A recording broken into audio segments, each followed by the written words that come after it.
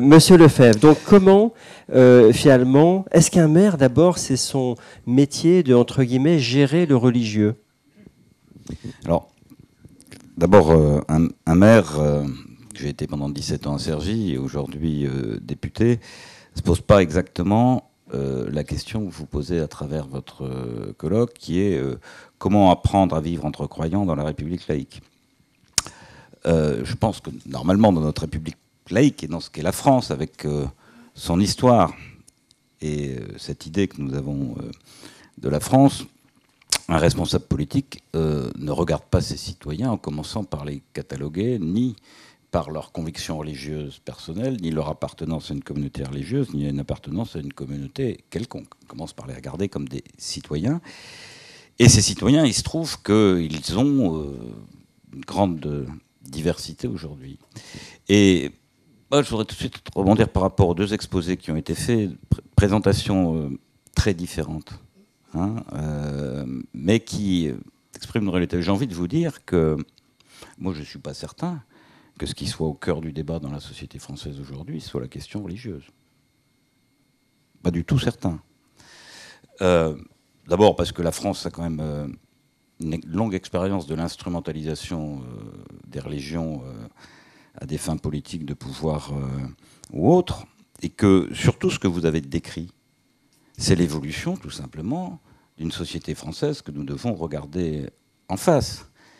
Si je devais être effectivement provoquant, si nos villes, par exemple nos villes nouvelles, de la deuxième partie du XXe siècle, étaient uniquement composées de Gaulois christianisés au fil du temps, les choses seraient beaucoup plus simples.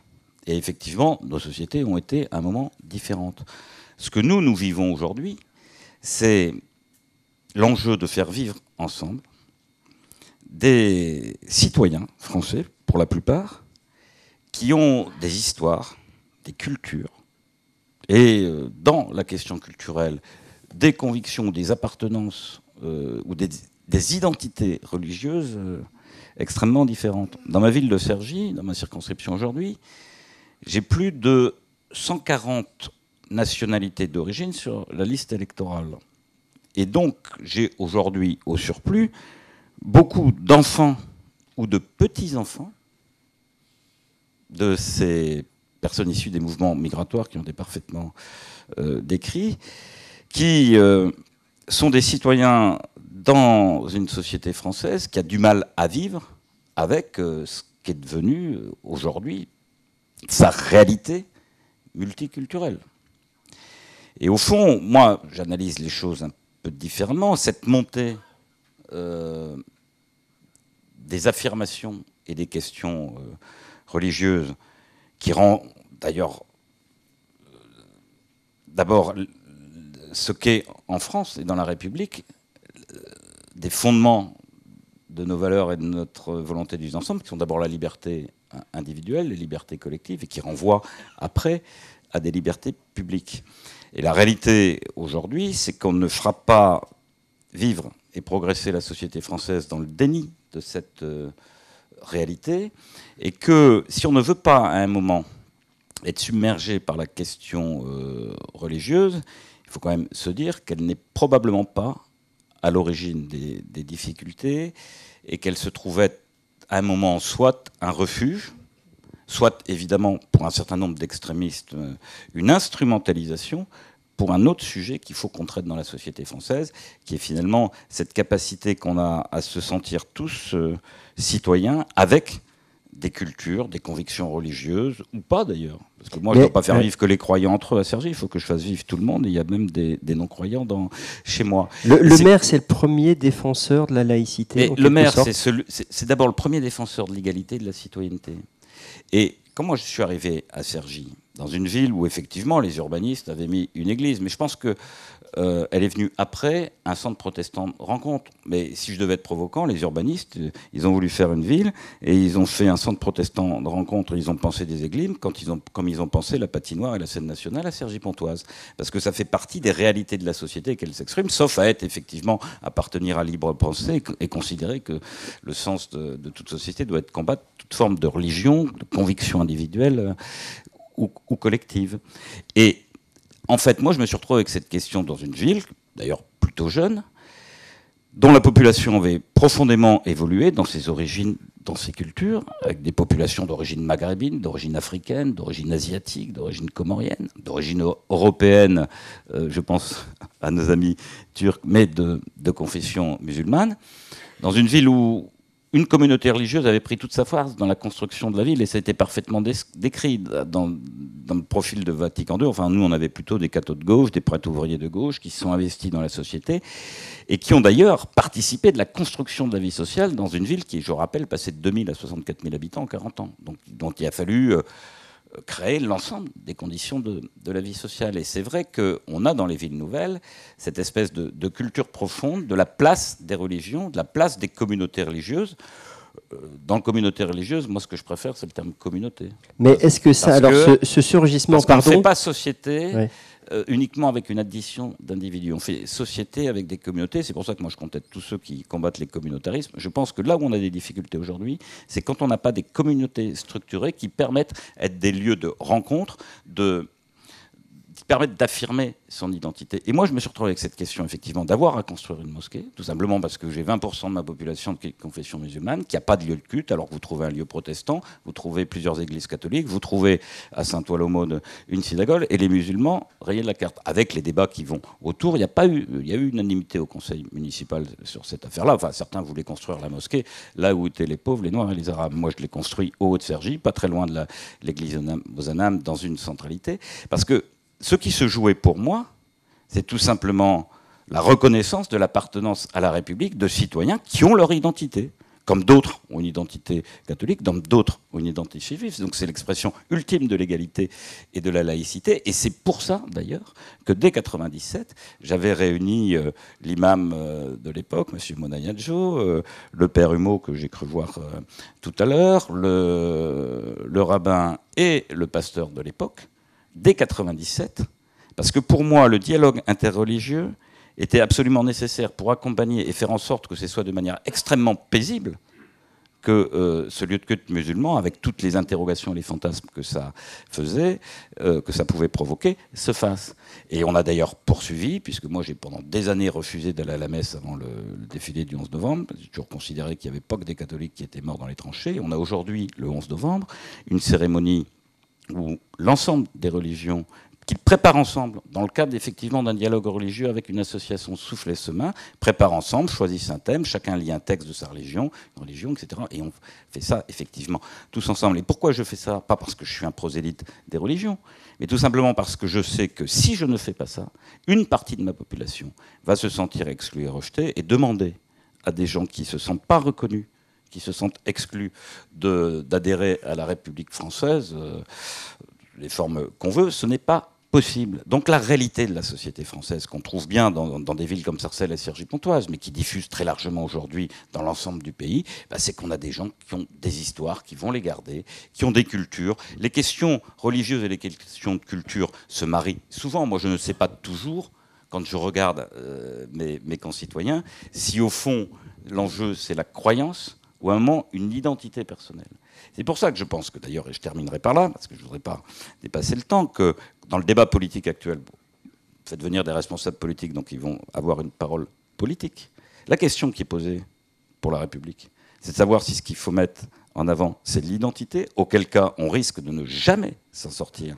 Parce qu'une identité commune, c'est différent. Par contre, comme l'a dit d'ailleurs récemment le président de la République, la question de l'idée, qui est de savoir autour de quoi, avec des identités, des convictions religieuses différentes, on va faire prévaloir ensemble des valeurs, et on va effectivement faire valoir le vivre ensemble, et on va combattre ensemble, parce que je pense que tous les responsables religieux que j'ai toujours rencontrés ont fait, font et feront et veulent s'engager, parce qu'aujourd'hui, effectivement, on est dans une situation où la religion, et notamment la religion musulmane, est l'objet soit de confrontation, soit l'objet d'instrumentalisation violente, et en tout cas, ce que je vois moi dans ma ville, c'est que les problèmes qui montent pas probablement, comme vient de me le dire Hugues, à Sarcelles, je ne le vois pas comme ça, c'est qu'au fond, le retour vers le religieux, notamment des jeunes générations, quand moi j'ai des jeunes de 3e génération, dont les parents et les grands-parents n'étaient pas voilés, n'avaient pas une expression extérieure religieuse, le viennent, la question que je me pose fondamentalement, et je m'excuse par rapport aux tout-croyants, si dans la société française aujourd'hui,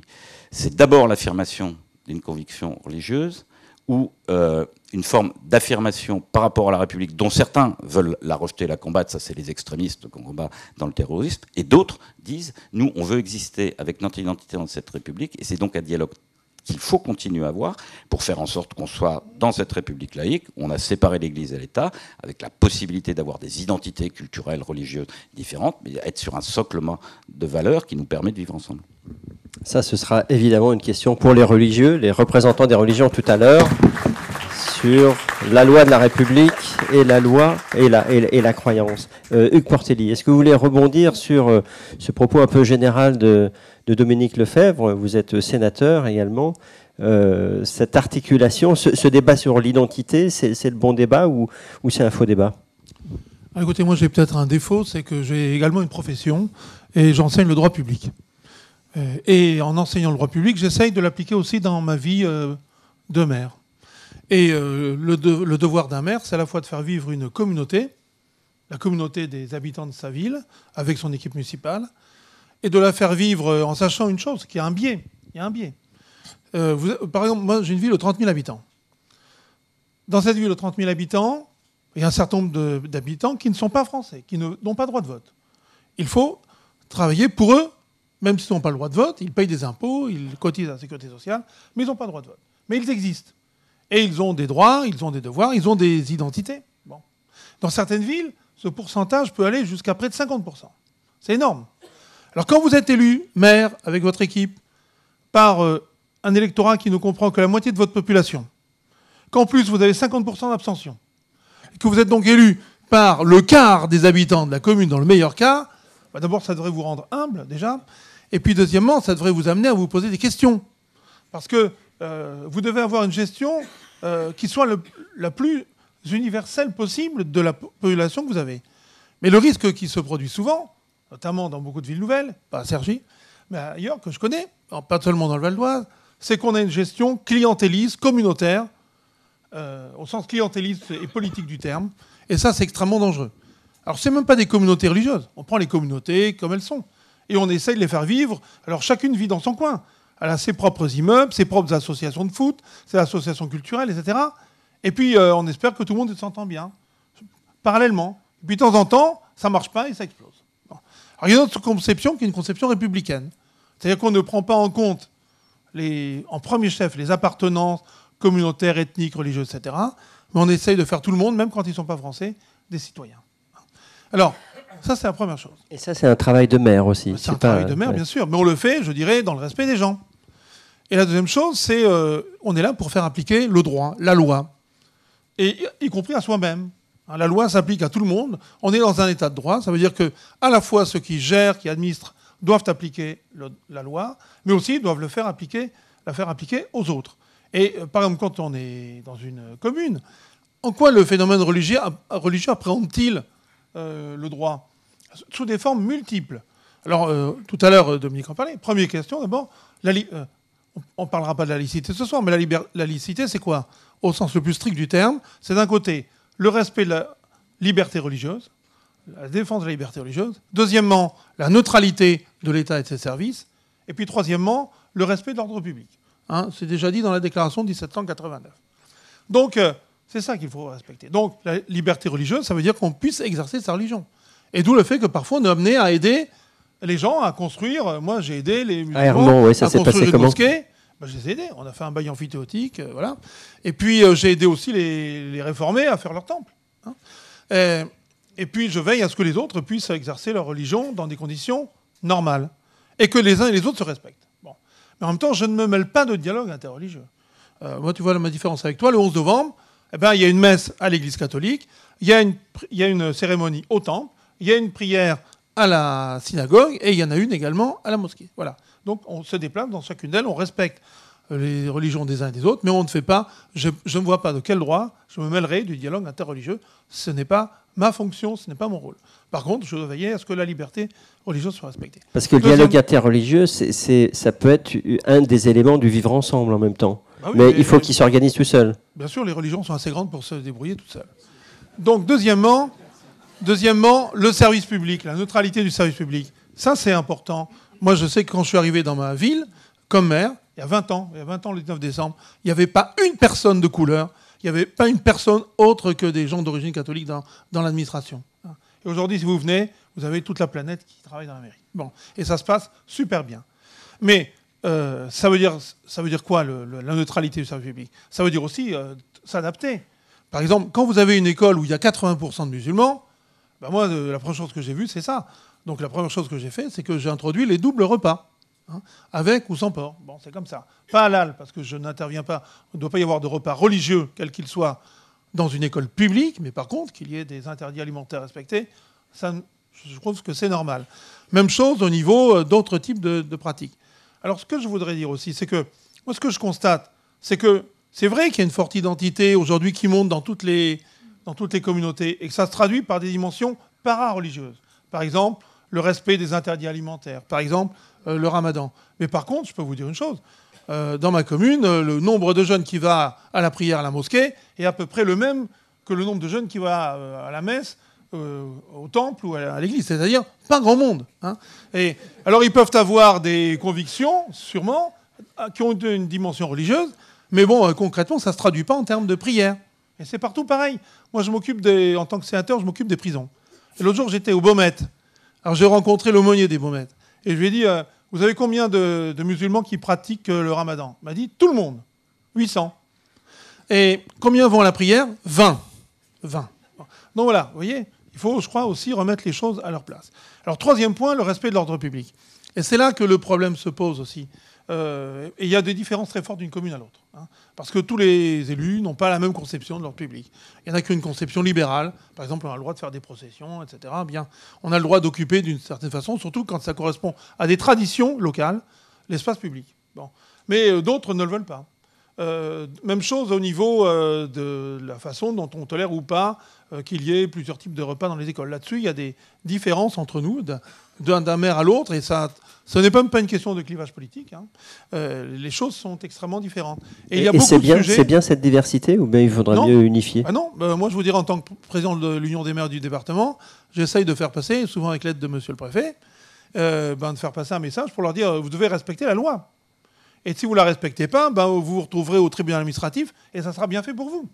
Hein, parce que vous devez respecter la liberté religieuse, mais vous devez faire respecter aussi l'ordre public, les règles de la laïcité par toutes les communautés. C'est le job du maire. Hein, et donc il a une fonction juridique importante. Mais en même temps, il doit le faire, si possible, en expliquant aux gens. Alors vous voyez l'un des problèmes. Moi, par exemple, j'ai aidé les musulmans à construire une mosquée. Sauf que j'ai un problème aujourd'hui. C'est que comme les villes d'à côté n'en ont pas construite, eh bien, aujourd'hui, ma mosquée, elle est saturée. J'ai des problèmes même de sécurité. Hein. Et tout ça parce que d'autres maires refusent obstinément de construire des mosquées ou de laisser construire des mosquées. Et ça, évidemment, c'est pas possible. Il faut respecter la liberté religieuse, et ne serait-ce que pour permettre à celle des autres d'être respectée également. Donc voilà, c'est un petit peu ça le travail d'un maire et d'une équipe municipale, parce que le maire, c'est pas un dictateur. Il travaille en équipe, il travaille avec des élus, avec des associatifs, etc. Et... tout à l'heure, Dominique disait l'intégration, ça passe en grande partie par la vie associative. Mais c'est vrai. Moi, chez moi, la meilleure structure d'intégration de ma commune, c'est le club de foot. Ce n'est pas les associations de dialogue interreligieux où il n'y a personne qui vient, sauf les vieux. C'est le club de foot. Je termine là-dessus.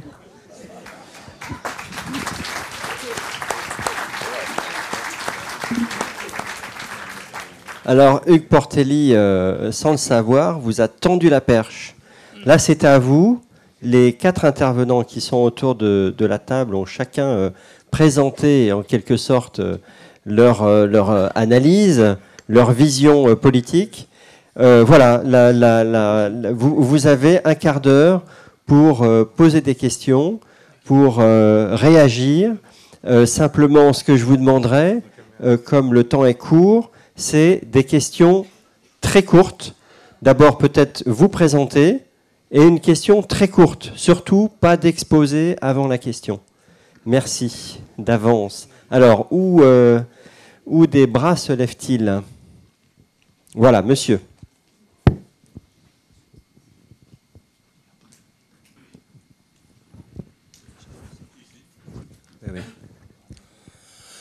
Oui, bonjour. Donc, Hamid Boussaki. Donc, je suis responsable d'une association religieuse.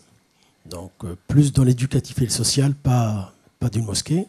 Et ma question est la Dans suivante. quelle commune, par pure curiosité? Je suis pas dans le 95. D'accord. Hélas, je suis clandestin. Ah bon, d'accord. Vous êtes voisin, Je alors? suis dans une ville voisine, oui, juste à D'accord. côté, à Épinay-sur-Seine. D'accord, très bien. Ma question est la suivante, parce que l'interreligieux, donc c'est un domaine qui m'intéresse depuis de longues années.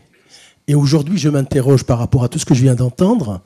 Faut-il parler d'interreligieux lorsque les intervenants ne sont que ceux qui sont représentatifs d'une religion, chrétien, musulman, juif, peu importe, ou faut-il parler d'interreligieux quand on a... et c'est avec plaisir que j'ai écouté tous les intervenants, y compris l'animateur, parce que franchement, j'ai appris beaucoup de choses. Et c'est un discours vrai, courageux et sincère. Je le sens. J'exprime ce que je ressens. Ou alors, parler d'interreligieux lorsqu'il s'agira de l'assistance qui est ici, avec ce mélange, parce qu'il y a de toutes les religions, où, quand on va sortir de cette salle, chacun va reprendre ses habitudes. Et comme vous l'avez dit, chaque communauté va retrouver son isolement. Et dans 6 mois, on organisera une autre rencontre, on entendra d'autres intervenants. Mais ce que je veux dire, ça fait plus de 20 ans que je participe à ce genre de rencontre et je le dis partout où je passe. L'interreligieux est-il une question qui doit intéresser simplement les représentants des religions?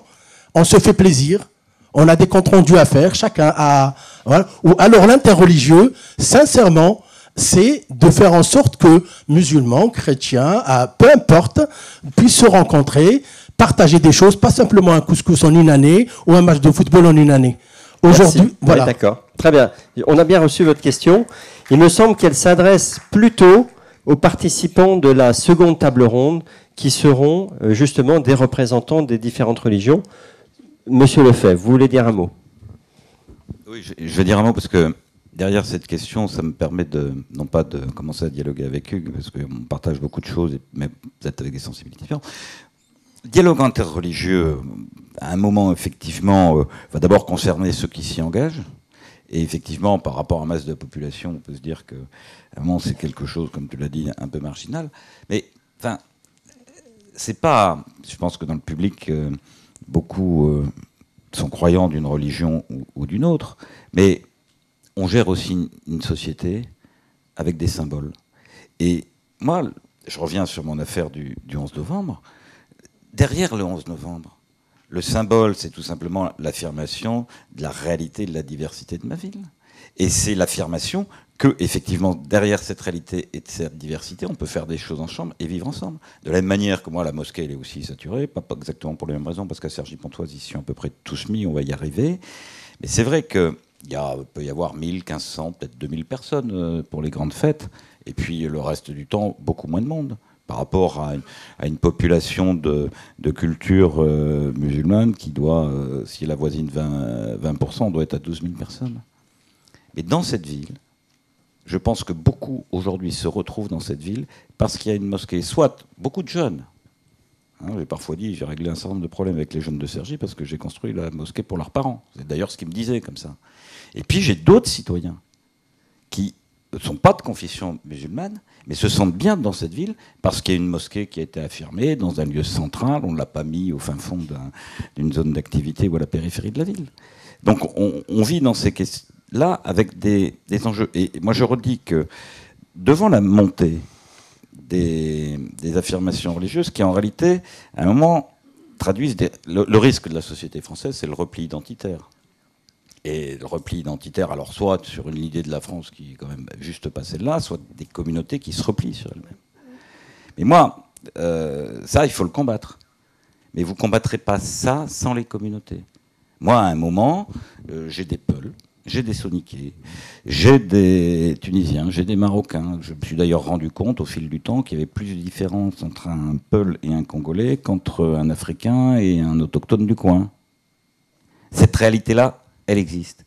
Et nous, on doit toujours trouver des symboles pour faire en sorte que cette réalité, elle vive. La grande difficulté qu'on a à travers ces communautés qui sont à un moment des lieux aussi de socialisation, de rassemblement. Enfin, Madame Grémillon pourra confirmer, l'absence de communautés religieuses à Cergy-Pontoise aurait transformé ces populations qui étaient arrivées déracinées sans repère en personnes isolées.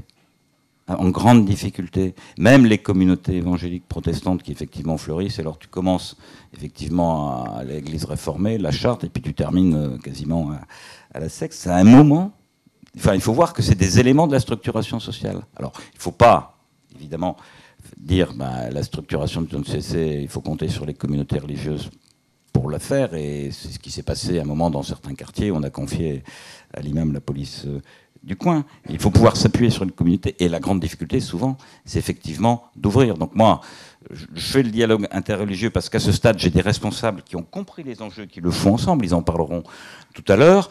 J'ai parfois plus de mal à faire en sorte que les différentes communautés ethniques se rencontrent. J'ai essayé de faire des fêtes multiculturelles, mais à la fin je termine chez les Sénégalais, et encore différencie les Peuls et les Soniqués, chez les Maliens, chez les... donc tout ce qui permet de créer des passerelles, tout ce que vous voulez. Tout ce qui permet de créer des passerelles est plutôt bon. Merci. Y a-t-il d'autres questions ici? Je vous remercie vraiment pour la brillance de ces exposés qui nous ont beaucoup appris. Mais si vous permettez, je voudrais ramener... Pouvez-vous vous présenter, pardonnez-moi. Ah oui, excusez-moi. Josiane Svero, communauté juive d'Hermont, Aubonne et Saint-Leu-la-Forêt, responsable depuis 30 ans du groupe d'amitié judéo-chrétienne de la vallée de Montmorency, et entre autres chef d'établissement pendant 30 ans à la retraite aujourd'hui, spécialisé à Taverny dans l'intégration des jeunes étrangers en déshérence scolaire, avec une belle réussite puisqu'il y a eu 900 placés dans le monde du travail définitivement et que je vis parmi eux. Je voudrais ramener des précisions à l'exposé de Mme Grignon, justement celui de l'éducation nationale, ce que nous avons vécu à l'éducation nationale, si vous le permettez. En 1974, regroupement des familles, nous avons vu arriver 30% d'enfants non francophones dans les établissements sans aucune préparation. Et là, nous avons une loi qui est gravissime en France, qui s'appelle la loi LCO, langue et culture d'origine. Nous étions tenus dans nos établissements d'enseigner l'arabe à des élèves qui venaient du Maghreb et dont les parents vivaient leur islamisme d'une façon tout à fait traditionnelle, comme les juifs et comme les chrétiens de l'époque. Mais nous n'avions pas de professeurs. Les enseignants nous sont arrivés tout droit d'Arabie Saoudite avec un wahhabisme qu'ils ont enseigné aux enfants en unifiant l'islam de France. Parce que, parlant arabe, j'en ai beaucoup parlé avec les parents d'élèves de l'époque, qui me disaient « ce n'est pas le même islam que celui que nous avions à la maison ». Et nous n'avons pas fait gaffe à ce moment-là. J'en ai beaucoup parlé avec M. Payon, qui reconnaît que ça a été une erreur. Deuxième erreur, vous avez parlé justement des enfants juifs. Le judaïsme est pluriel. Judaïsme égale laïcité. Donc chaque juif a le droit de vivre son judaïsme comme il l'entend par rapport au texte. Mais, à partir de 2002, les enfants juifs très agressés dans les écoles ont quitté les écoles. Nous atteignons aujourd'hui 75% d'enfants juifs déscolarisés de l'éducation nationale. Mon combat, et j'en ai beaucoup discuté, et je me suis battue dans les rues, et j'ai fait des manifestations. L'enfant juif de France, sa place est à l'éducation nationale. Les chefs d'établissement ont répondu sans arrêt aux parents, il est trop souvent agressé, trouvez-lui une école. L'école d'Otsara Torah, j'ai participé à sa création avec l'inspecteur d'académie de l'époque. C'était une école qui était destinée à des enfants juifs de Sarcelles qui étaient pratiquants. Aujourd'hui, les enfants de familles traditionnalistes juives sont, pour la plupart, dans des écoles juives, donc deviennent plus religieux d'une façon cohérente et homogène. Et voilà comment, en France, nous avons développé le fait religieux pour l'islam et pour le judaïsme par la négligence de l'éducation nationale. Monsieur Aubin, avec qui j'ai parlé... Monsieur Aubin, avec qui j'ai beaucoup travaillé, en a été réellement lucide. J'en ai parlé avec Monsieur Fillon dernièrement, qui avait enterré ce rapport. Et Monsieur Fillon m'a dit lui-même, j'ai commis une erreur, madame. Ce rapport nous aurait permis de travailler depuis les années 2005 tous les enfants à l'éducation nationale, s'il vous plaît. Merci. Y a-t-il d'autres questions? Oui, madame Grémion, on va dire un mot. Oui, je voudrais juste dire que vu le temps qui m'était imparti, je n'ai pas eu le temps de parler de ce problème des enfants juifs, en particulier dans l'enseignement public. J'allais le signaler, c'est qu'il y a des endroits où on leur dit il ne faut pas que vous envoyiez vos enfants parce que c'est risqué. Moi, j'étais horrifiée de l'arrêt du Conseil d'État quand un enfant s'est fait tabasser par des camarades au lycée Montaigne et que le Conseil d'État a annulé ils avaient été, je sais pas, exclus pour 15 jours, et le Conseil d'État a annulé cette sanction, ce qui était quand même, ce qui validait, on a le droit de taper sur les enfants juifs. Enfin, c'est comme ça que je l'ai interprété. Voilà. Donc je suis tout à fait de votre avis. Je crois que c'est une chose tout à fait grave. Quant au rapport Aubin, je l'ai beaucoup utilisé, j'ai essayé de le diffuser, et voilà. Merci. Merci beaucoup. Une question au fond. Oui, je me fais. Oui, bonsoir, je me présente, monsieur Ali Abchi, je suis adjoint au maire à la ville de Sarcelles, adjoint aux maisons de quartier et à la jeunesse. Je voudrais juste faire un petit rectificatif sur les maisons de quartier. On a 6 maisons de quartier à Sarcelles qui ne sont pas du tout fermées, qui sont au contraire, on va encore en agrandir 2 autres. Je pense que la politique qu'a menée notre député maire, monsieur François Pupponi, depuis 1995, a porté ses fruits à Sarcelles. Et je ne vais pas rentrer dans le débat parce que ça va être un peu long, mais je pense que si un jour vous venez à Sarcelles, on prendra le temps de discuter. Je pense que l'image qui a été donnée, le court image qui a été donné par le professeur n'est pas réellement l'image de la ville de Sarcelles. Moi, je ne m'y reconnais pas du tout. Mais bon, on pourra en discuter largement, mais voilà. Je pense que c'est souvent comme ça qu'on véhicule des images des quartiers très, très sensibles, comme vous dites. C'est pas très, très sensible. C'est des quartiers sensibles en fonction de critères socio-économiques. C'est pas que, je pense pas qu'il y a plus de dégradation à Sarcelles que dans Paris ou à Toulouse ou à Lille ou à Lyon, etc. Donc voilà, je vais pas rentrer dans ce débat. Moi, je suis venu surtout pour... Et puis, à un moment aussi, vous avez parlé de... Il n'y a pas de lieu de vie. Vous avez bien un lieu, et tout Sarcellois qui se respecte le connaît, c'est le marché de Sarcelles. Voilà, c'est le marché de Sarcelles. Il y a toutes les communautés. Mais à Sarcelles, on accuse souvent le député maire de communautarisme. Mais je ne sais pas, ça veut dire quoi, communautarisme? Moi, mes parents sont d'Algériens. Ils sont arrivés en 66 d'Algérie. Voilà, mon père, ma mère. Donc, on ne vivait pas dans des... Oui, question. Ma question, c'est plutôt... Oui, j'ai pas trop une question. La question, c'est... Oui, je vais essayer de faire une question. Mais comme on a parlé de Sarcelles et que je suis un maire adjoint à Sarcelles, issu de l'immigration algérienne, musulman, pratiquant, que j'assume. Donc, j'ai du mal à poser des questions. Mais c'est vrai que on faudra peut-être le temps de venir. Mais je crois que vous avez bien fait d'apporter des éléments de précision. Ouais. Ouais, pardonnez-moi, c'est pour ça. Excusez-moi. Il n'y a pas de souci. Oui. Et sur Sarcelles, c'est un. Alors, la question. La question, c'est que. mais non, mais s'il n'y a pas de question, c'est pas grave. Il n'y a pas vraiment de question. C'est un constat. Votre éclairage. C'est un constat sur le. La question, c'est peut-être que lorsqu'on donne une image d'une ville. Lorsqu'on essaie de donner l'image de la ville, on essaie de la donner par ceux qui vivent cette ville. Donc, effectivement, comme disait le monsieur, peut-être donner la part. Moi, j'ai pas de problème à Sarcelles avec les communautés, oui, je comprends. quel que soit. On a bien. Attends, j'ai pas fini. Ah bah oui, mais moi, je vous demande d'arrêter. J'arrête. Ma question elle est simple. Est-ce que le débat, c'est, j'en parlais à mon voisin sur le côté, c'est souvent je dis à Sarcelles, dis-moi de quelle culture que tu es. Et je te dirai comment tu pratiques ta religion. Tout à l'heure, on parlait des juifs séfarades qui sont très proches des musulmans, non pas forcément arabes, mais on pourrait faire un débat aussi sur les berbères, parce que c'est plutôt des amazirs. Et la question, c'est est-ce que c'est pas plutôt un débat interculturel qu'il faudrait mettre en place et non pas interreligieux? Voilà, on peut dire que Dominique Lefebvre vous a déjà répondu. Merci. On va prendre une deuxième question, et puis ce sera la dernière, et les intervenants répondront, et on aura fini avec cette première table ronde. Bonsoir. Nous vous écoutons. Je m'appelle Jamel El Amri, je suis président de l'Académie française de la pensée islamique. Donc c'est un cercle d'intellectuels musulmans qui appartiennent à différentes sensibilités, philosophiques, mystiques ou théologiques.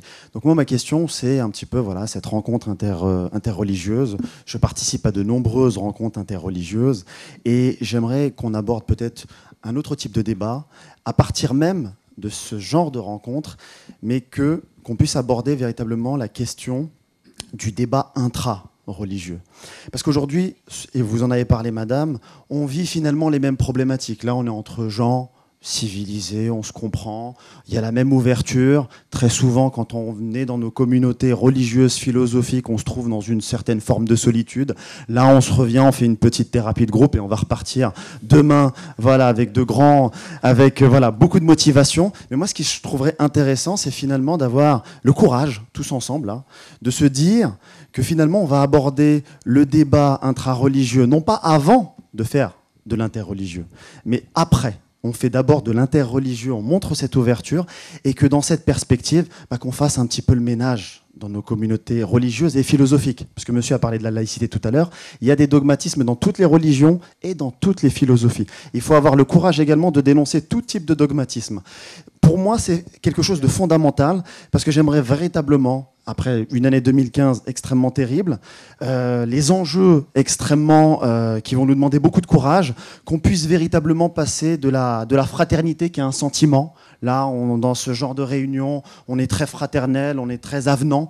Mais j'aimerais qu'on passe de la fraternité qui est un sentiment à la fraternisation qui est une action. Et que nous soyons capables aujourd'hui d'avoir un discours d'honnêteté, d'avoir un discours où finalement on ne va pas faire de l'interreligieux en essayant de ne pas aborder les questions qui fâchent, mais au contraire de les aborder et de dire que voilà, je me sens peut-être plus proche de mon frère musulman, chrétien, juif, que de mon propre frère qui appartient à ma tradition religieuse ou philosophique. Le jour où on aura ce courage-là, là on pourra à un moment donné regarder notre avenir beaucoup de manière moins anxiogène que on le fait habituellement et malheureusement depuis un certain nombre de mois. Merci beaucoup. Je vais demander à chacun des participants à la table ronde peut-être un mot, alors soit pour répondre à une question, soit un petit mot de conclusion, en commençant par vous, Hugues Portelli. Alors tout à l'heure, j'ai été un peu méchant avec le dialogue interreligieux, en parlant plutôt de la façon dont il existe depuis, je pense notamment aux réunions œcuméniques, qu'on nous sert tous les ans, c'est obligatoire d'ailleurs, et où finalement on est toujours les mêmes à venir aux réunions. Alors c'est vrai que moi, ce qui me frappe le plus, c'est que les gens auxquels on pense, notamment aux jeunes générations, sont celles qui ne viennent pas à ces réunions-là, sont celles qui ne viennent pas d'ailleurs non plus à la prière, quelle que soit la religion. Et c'est elles qu'il faut toucher. C'est pour ça que je vous disais tout à l'heure, en vous provoquant un peu, que finalement l'endroit où je les rencontre, moi, c'est le club de foot. C'est pas les dialogues interreligieux. Alors, je crois que de ce point de vue-là, il faut faire preuve d'une grande humilité. Il faut faire du travail quotidien de terrain pour rencontrer les gens, les faire se rencontrer, les faire travailler ensemble, les faire discuter ensemble, etc. Et il y a des lieux pour ça. C'est vrai qu'il y a l'école, elle est faite pour ça. L'université, le lycée, c'est fait pour ça. La vie associative, c'est fait pour ça. La vie citoyenne aussi. Moi, je sais que dans mon équipe municipale, il y a des gens qui appartiennent à toutes les communautés de la commune. Et finalement, on a été les derniers à faire ça. Parce que finalement, les communautés religieuses, elles étaient beaucoup plus plurielles que le conseil municipal ne l'était à l'époque. Et donc, ça a pris énormément de temps. L'administration de la ville aussi. Donc, je crois que c'est un travail quotidien qu'il faut faire. Et puis, le problème aussi, c'est qu'il faut recommencer ça à chaque génération. À chaque génération. Parce que chaque génération oublie ce qu'a fait celle d'avant. Il faut rééduquer la génération suivante. Il ne faut pas croire qu'il y a un acquis. Se construit contre Dites-vous la bien une précédente. chose, il n'y a jamais d'acquis dans ce domaine comme dans les autres. Merci. Dominique Lefebvre, un mot de conclusion. Ouais, le mot de conclusion, c'est que tout ce débat montre que les responsables politiques et les responsables religieux, dans la situation de la France aujourd'hui, ont un rôle essentiel à jouer, chacun dans leur rôle et ensemble, parce que je pense qu'il faut à la fois combattre les extrémismes religieux, et je pense que les mieux à même de le faire, c'est les membres des communautés religieuses. Elles ont une responsabilité essentielle, et quelle que soit la communauté, et à la fois accepter les différences, les libertés de pratique, et en même temps rappeler un certain nombre de règles de la vie en communauté. Moi, quand j'étais directeur de cabinet de Jacques Lang, j'ai un jour dû régler la question des écoles Loubavitch. Je me suis pas marré. Bon, alors les Loubavitch ne posent pas des bombes, mais il y a quand même des éléments. Et donc, il faut que cela soit fait. Et puis, il va bien falloir aussi, parce que moi, je suis totalement convaincu, le début des exposés l'a montré, que le point de départ du problème dans la société française aujourd'hui, de cette question religieuse qui se cristallise notamment sur l'islam avec tous les problèmes que ça pose, en réalité, elle n'est pas d'origine religieuse. Elle n'est pas d'origine religieuse, donc il faudra que la société française sache mener le débat et assumer son caractère pluriculturel, les différences d'identité, et affirmer que justement c'est la différence des identités qui fait la richesse. C'est pour ça que je comprends ce que dit Ali. Dans nos villes, quand on y vit, il y a toutes ces réalités. D'ailleurs, j'ai des accords ni avec le professeur ni avec Ali. Et nous, on a cette chance d'être élu dans des villes qui sont quand même le concentré des enjeux de la société française aujourd'hui, avec une grande diversité, une grande richesse. Mais une grande richesse qui, à un moment, peut déraper en difficulté, en confrontation, en repli. Donc je crois qu'il faut qu'on le combatte ensemble. Merci. Madame Grémion, vous êtes d'accord, les religions ne sont pas à l'origine des tensions, finalement? Écoutez, je ne sais pas. En tout cas, il y a des tensions à l'intérieur des religions. Que j'ai présenté déjà après cette présentation à Cergy il y a quelque temps. L'imam de Cergy, le premier imam, était là. Il m'a dit, vous avez raison, madame, les jeunes de ma mosquée me traitent de mécréant parce que je ne porte pas la barbe comme ci ou la tunique comme ça. Donc à l'intérieur même de cette fréquentation, il y avait des différences. Peut-être parce que les jeunes n'étaient pas assez formés, d'ailleurs, je ne sais pas. Mais, et je suis très heureuse de voir qu'il y a un jeune, lui, qui fait de l'interreligieux et qui a témoigné tout à l'heure. Ça prouve que la cause n'est pas perdue et qu'on peut espérer que d'autres auront envie de faire ce genre de choses. Alors, d'un point de vue d'enseignant, si vous voulez, moi j'ai eu une expérience, j'ai monté à Sciences Po un séminaire en voyant qu'il y avait une inculture religieuse, mais j'allais dire chez les Gaulois autant que chez tous les autres, affolante. Et donc j'ai monté un séminaire avec quelqu'un d'autre qui était comme thème judaïsme antique, Grèce, Rome, christianisme. Et on avait bien sûr des musulmans et on faisait de l'interreligieux à l'intérieur du séminaire. Ils étaient passionnés, mais ils étaient des salles, on ne pouvait pas mettre plus de 20 étudiants. Donc, on avait l'impression d'une goutte d'eau dans la mer. Hein. Alors, que faire des choses comme ça? Je crois qu'il faudrait essayer peut-être de les multiplier. Merci. Monsieur Vieillard-Baron, vous avez le mot de la fin. Merci. Ce que je voulais dire, c'est que moi, j'ai gardé un très bon souvenir de Sarcelles et que Sarcelles n'est jamais conforme à l'image qu'on en donne, évidemment. La vie reprend toujours ses droits et je comprends très bien que vous ne vous sentiez pas en accord avec ce que j'ai dit. Ce que j'ai voulu dire et ce que j'ai voulu donner, c'est un regard rétrospectif sur 40 ans. Parce que ça fait 40 ans que je suis la ville de Sarcelles et en particulier le Grand Ensemble. Et quand je dis qu'il y a des évolutions et qu'il y a des spasmes, il y a eu au départ un esprit pionnier très dynamique avec des esprits très libéraux, une ouverture et des associations hyper actives et qui ont valorisé le Grand Ensemble. Et puis, il y a eu des phases dépressives. La SIC, par exemple, qui gouvernait quasiment le Grand Ensemble, a perdu du poids et progressivement, les centres sociaux de la SIC, qu'on appelait les centres alpha, ont fermé, mais d'autres ont pris le relais. Et chaque génération réinvente quelque chose de nouveau. C'est pour ça que finalement, c'est difficile de faire vrai quelque part. On peut donner des lignes directrices hein, et que les choses ne sont jamais acquises. Et l'éducation nationale a fait beaucoup à Sarcelles. Il y a eu des professeurs remarquables qui ont beaucoup donné. Et bon, les choses se sont plus ou moins bien passées après. Mais il y a un renouveau, des jeunes enseignants qui arrivent et qui sont pleins d'enthousiasme. Et vous avez des personnalités laïques et religieuses qui redonnent vie au dialogue interreligieux.